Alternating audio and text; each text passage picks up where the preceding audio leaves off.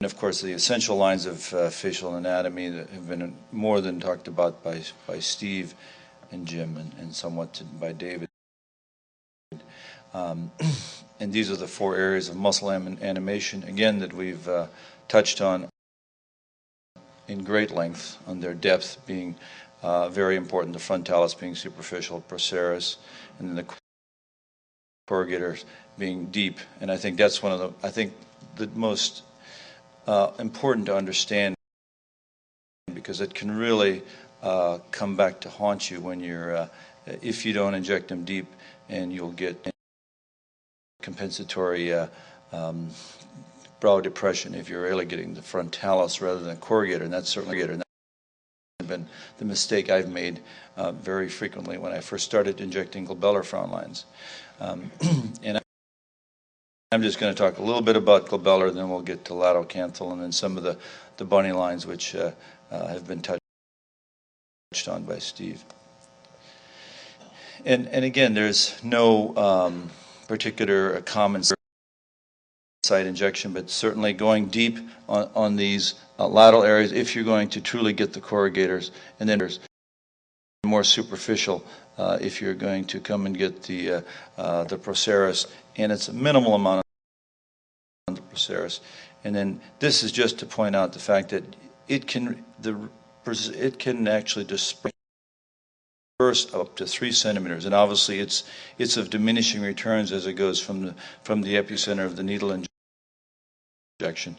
And again, we don't need to spend a lot of time going through these injections, but I think Steve's point's a good one about holding the medial eyebrow up high and then injecting into that and away from the globe, which I think is important. And these are just some before and afters, just showing that, just again for glabellar frown lines, and then some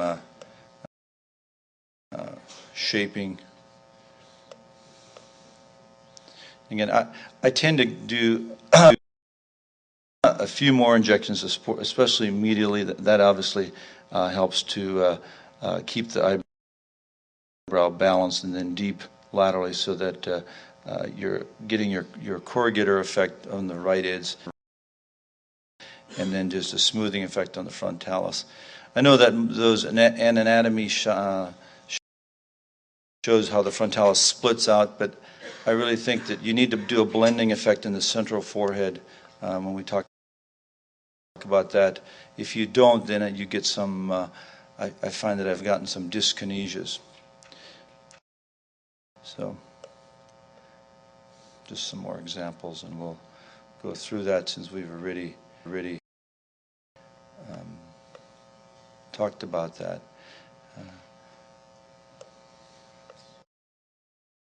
Now the horizontal frowns and eye shaping, I think that's been going over very, very nicely by Steve.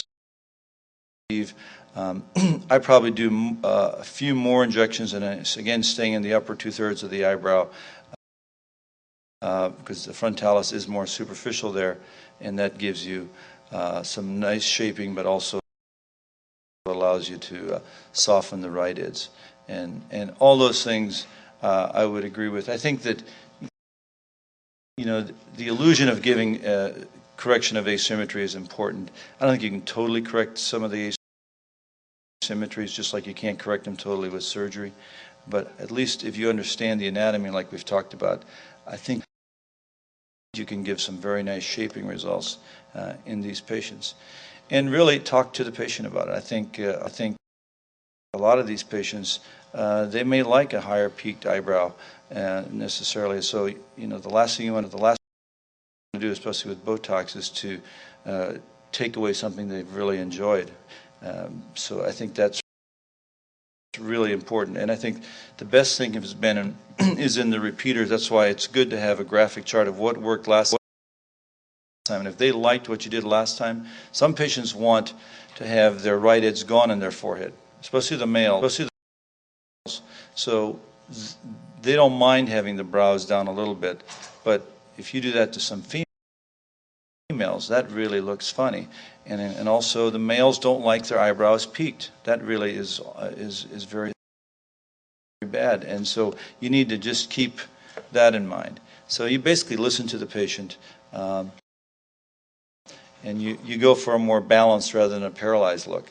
And you can see that a lot when you watch Jay Leno at night or Letterman. You can see some of the movie stars coming on. Their central forehead is just totally flaccid, and their eyebrows are elevated. And people like Clint Eastwood and others, it looks kind of funny. So you have to balance their forehead wrinkles with their eyebrow and eyelid shaping, and also depending on what they want. But keep in mind, we're not going to inject the male today, but males are a little bit different. In my experience, they don't want so much shaping as much as they want the righted correction, and they don't mind having the brow a little bit rounder, and I think that's reasonable to do. You know, you don't want to give them a peaked look.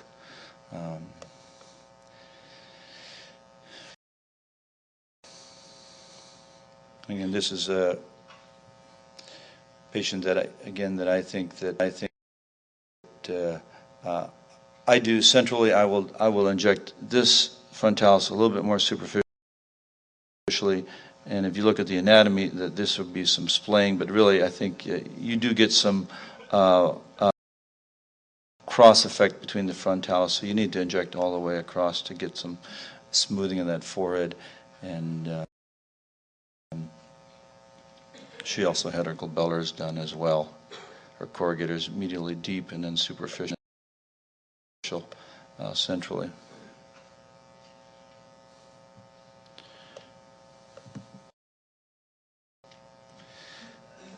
Again, just another patient primarily wanted her forehead righted, and she has obviously preoperatively at rest. She has quite asymmetric eyebrows, but if you can balance those eyebrows and keep them, and she didn't mind them, so if you inject her glabellars deep with her corrugators and then superficial on her frontalis, you can minimize that. And then in patients like this with asymmetries from surgical induced asymmetries of frontal nerve paralysis, I mean, there's nothing better than Botox. I see this patient every 3 months like clockwork, and it's really, I think, enhanced her quality of life in helping to really inject her frontalis on the right side all the way across, things that you wouldn't want to do ordinarily, just to give her some balance, so she can, and also look what it does to her aperture.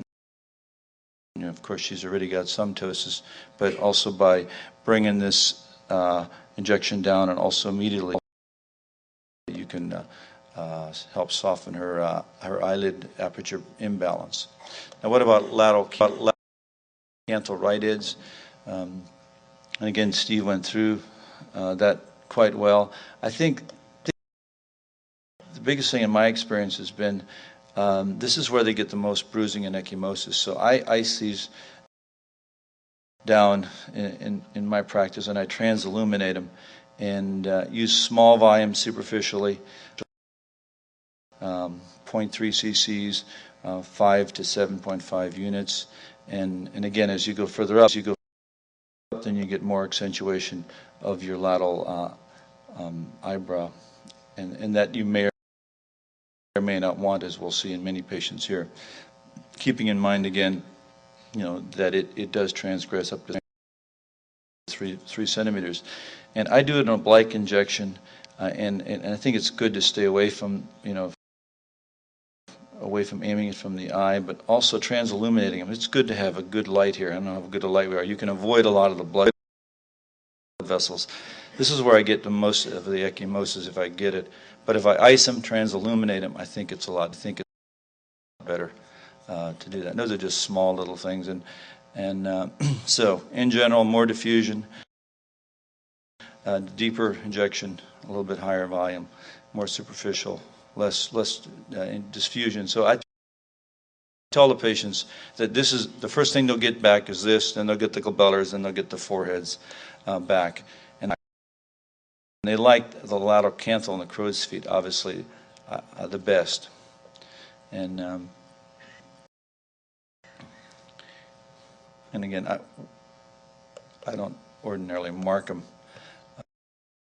but just for demonstration purposes. And if you want to, increase their aperture and diminish a little bit of their orbicularis, immediately you just take this down immediately, and that'll certainly widen their aperture. But you have to be very careful, especially in the previous blepharoplasty patient or a patient that's got a history of dry eye. So you have to let them know about that. It's another example of softening her lateral canthal and forehead a lateral canthal crow's feet. Now, the bunny lines, I think, if you have a patient that's very hyperdynamic and they talk with their face, and especially if you're trying to inject them and bring their eyebrows down a bit, you really should think about doing their bunny lines. And I'll do that probably in about 40% of patients when I'm doing the glabellars and foreheads and lateral canthal areas, because if you don't, they come back, and when they talk, they'll look like a bunny, because the only thing that's moving is their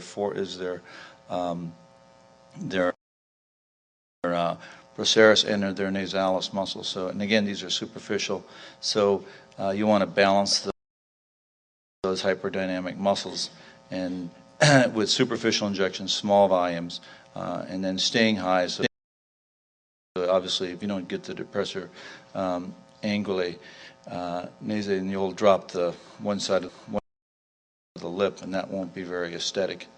So it's an oblique injection, small volume, and again, a 30 gauge needle. And that just shows a typical patient that has that type of problem, and then the injection, which I think we're going to demonstrate on a couple of patients as well.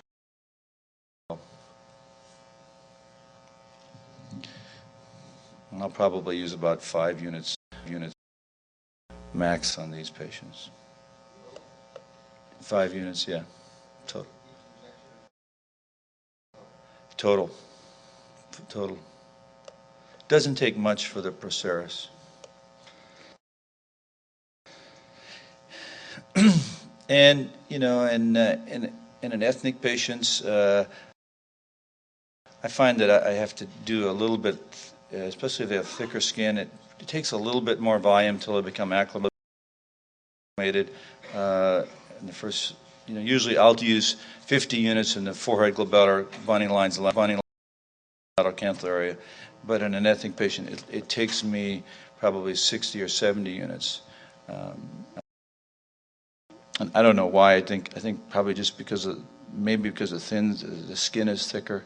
Again, another bunny line correction. Perioral rhytids. I find that this is a very nice extended use that patients love this, but the key is be very discreet, go superficial, and what it does, it'll help to turn out the lateral orbicularis, so that many patients say that I don't have a lip. Well, their central pucker is okay, but what happens is they don't have any fullness of their lateral orbicularis. So you can, by injecting small amounts laterally, and that's like maybe 2 or 3 units in each area, and then if you want to get rid of some rhytids, go very superficial in the central part. It works very nicely. I rarely inject the lower lip with the upper lip. If you do that, make sure you tell them that they're probably going to have a little harder time for a couple weeks sucking on a straw or anything else. But I don't like to inject the upper and lower lip unless they really are adamant about it, and certainly repeat patients. But they do like that. This also hurts a lot, so I'll ice these patients down or put on something topical. Ice is usually the best.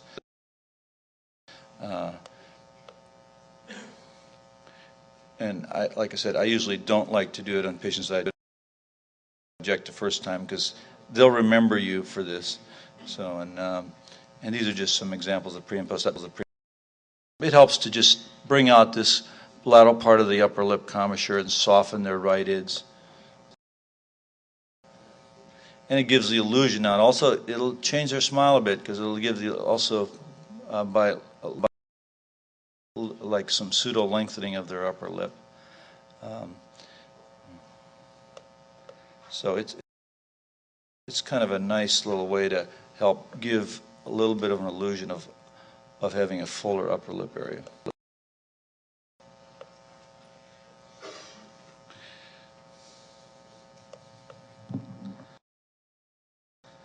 Again, you can see that's dropped her upper lip a bit when she animates.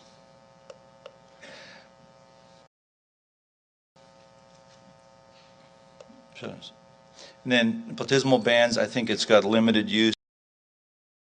I think it's in a patient that's got good skin tone, a young patient, or in the recurrent bands after a facelift, which is when I've used it most often.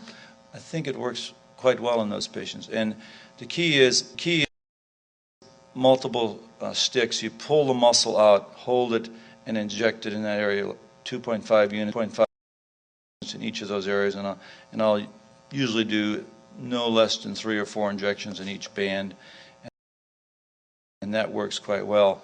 A lot less than what I think Alameda talks about, using 100 to 200 units. I think that's a little bit excessive, but it works well in that subgroup of patients. It's not a substitute, like Jim said, for a facelift. But in a patient like this that's fairly young, that I think you can see she's got a nice correction of that area that's got an isolated band, and this is after post-op facelift. And then also those transverse rhytids, we see a lot of this in these patients in Texas. It'll help to soften those transverse lower neck rhytids, which you can't correct with anything. And I think that works quite nicely in helping to soften those lines. And I think certainly when we get Restylane on board, we'll be injecting those as well as Botoxing them, and it'll work nicely with that. So, and just an example again of a pre-injection, post.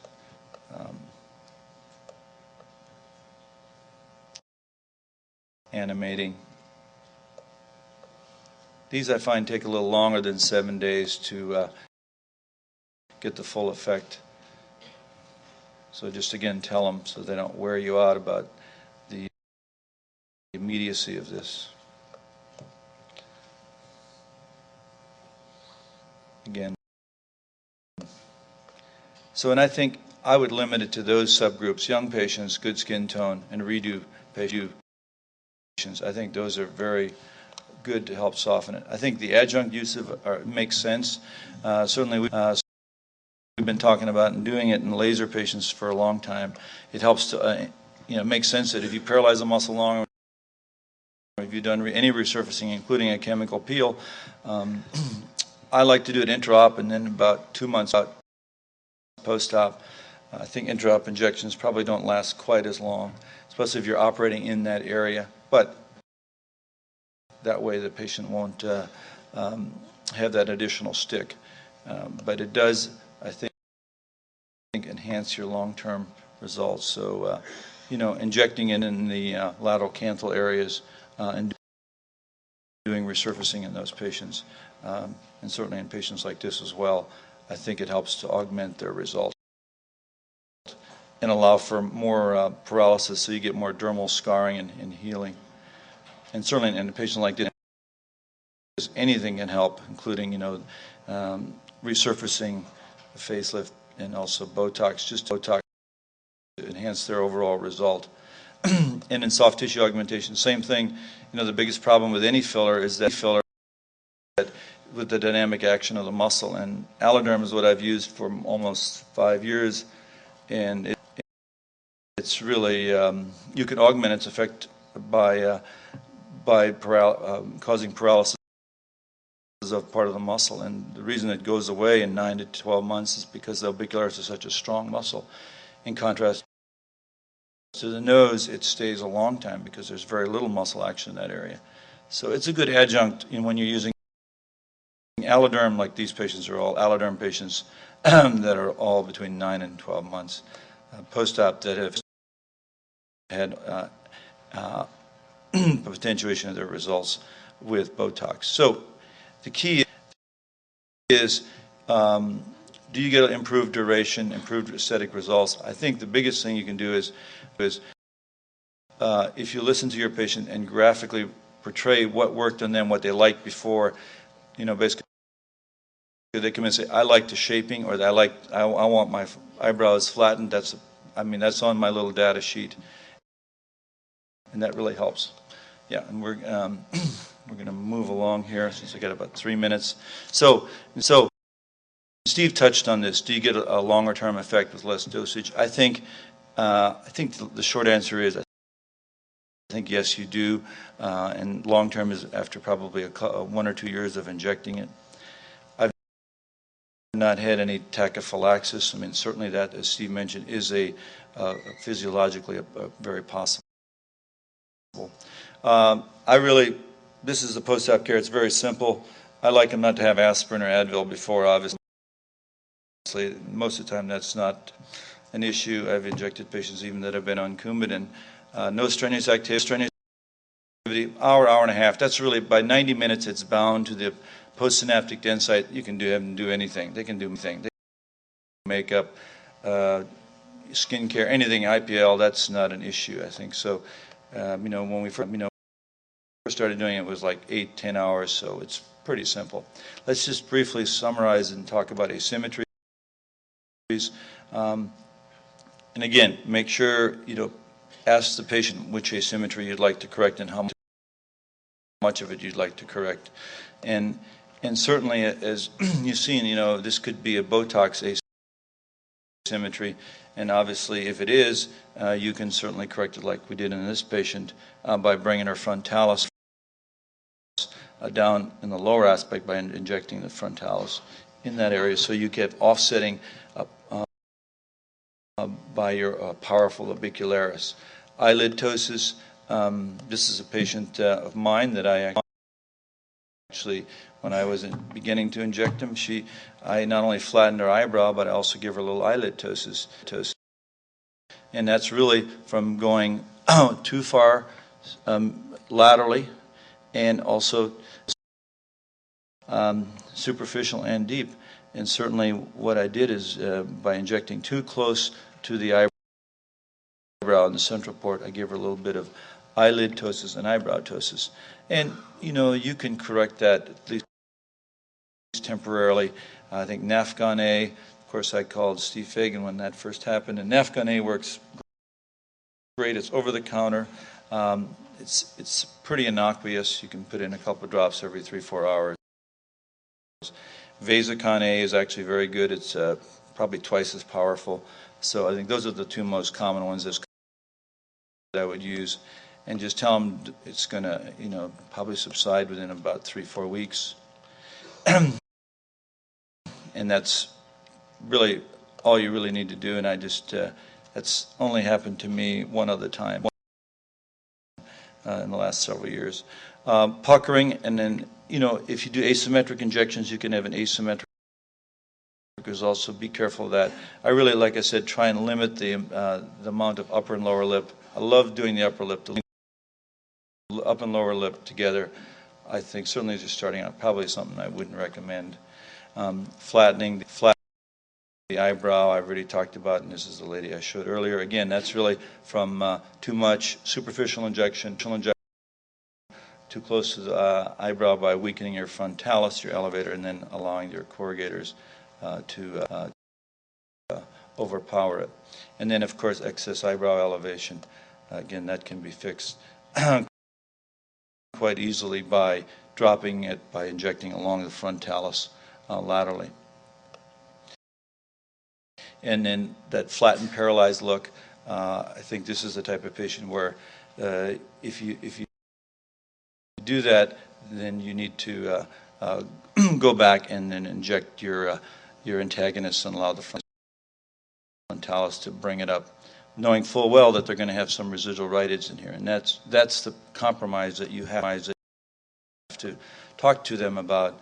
And again, in males, they'd rather have the rhytids out versus in the females, they'll like to have more shaping in general. So, in summary, there's 3: local, regional, and systemic complications. Obviously, they're minimal pain, ecchymosis. You can prevent it by transilluminating, oblique injection, taking your time, icing them down,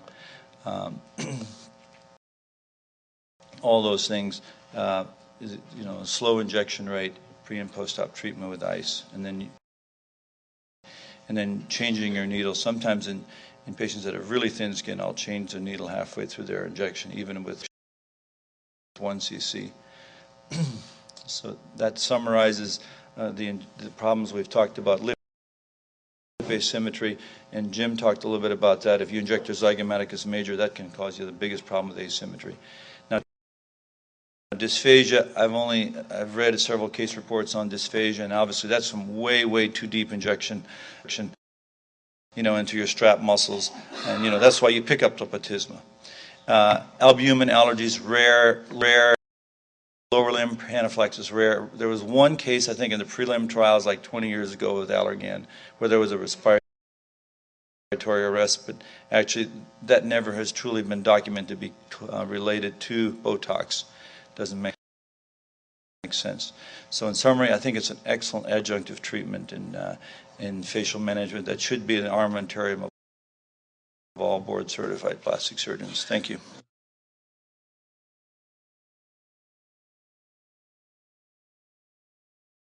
Our first patient is actually our young anesthesiologist who's had Botox on several occasions. Her last injection was in August of last year. Her complaints really are glabellar frown lines, crow's feet, descent to the tail of the brow, and now some recruitment of horizontal forehead furrows. So my approach, generally because she looks pretty symmetric, although I could probably raise the tail of the brow here, is inject close to the tail, 3 or 4 injections at the lateral canthus at the orbital rim, similar injections on her contralateral left side, probably staying a bit distant from the tail of the brow to get more relative brow elevation on the right. Treat the glabella.